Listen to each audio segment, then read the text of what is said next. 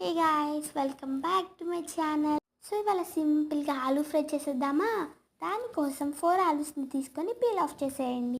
తర్వాత ఒకసారి బాగా వాష్ చేయండి. తర్వాత వీటిని మీకు ఏ సైజ్ కావాలంటే ఆ సైజులో కట్ చేసుకోండి. సో నేను ఇక్కడైతే 4 సైజ్ కట్ చేస్తున్నాను. ఇలా చేస్తే ఈజీగా కట్ అవుతాయి అనమాట. మంచి షేప్లో కూడా వస్తాయి. సో నేనైతే ఈ సైజులో అయితే కట్ చేశాను అనమాట. తర్వాత ఒక గిన్నె తీసుకొని దానిలో కొంచెం వాటర్ యాడ్ చేసి సాల్ట్ యాడ్ చేసి ఈ ఆలూ పీసెస్ని అందులో వేసేయండి.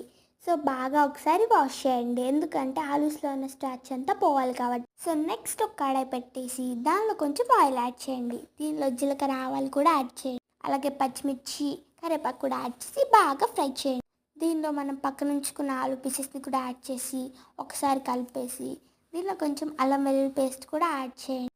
సో ఇదంతా బాగా వేపేసుకోవాలి పచ్చివాసన పోయేంత వరకు. సో ఇదంతా బాగా వేపిన తర్వాత దీనిలో కొంచెం ఉప్పు పసుపు యాడ్ చేసి కొంచెం సేపు మగ్గబెట్టండి మూత పెట్టేసి. సో మూత పెగిడితే ఫాస్ట్గా కుక్ అవుతాయి అన్నమాట. సో తర్వాత కారం కోసం 4 వెల్లుల్లి రెబ్బలు అలాగే కారంని ఒక రోల్లో వేసి బాగా స్మాష్ చేయండి. సో ఇదైతే కారం అనమాట, దీనికి స్పెషల్ ఇంగ్రీడియంట్. సో ఇంకేం వేసే పని లేదు, ఈ ఒక్క కారం వేస్తే టేస్ట్ మొత్తం మారిపోతుంది అనమాట. సో ఇది బాగా మిక్స్ చేసి లాస్ట్లో కొత్తిమీర పుదీనా వేసి దించేయండి. టేస్ట్ అయితే అదిరిపోతుంది. సో నేనైతే ఒక పీస్ తీసుకొని టేస్ట్ చేశాను.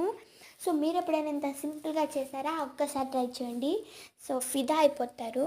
Bye guys.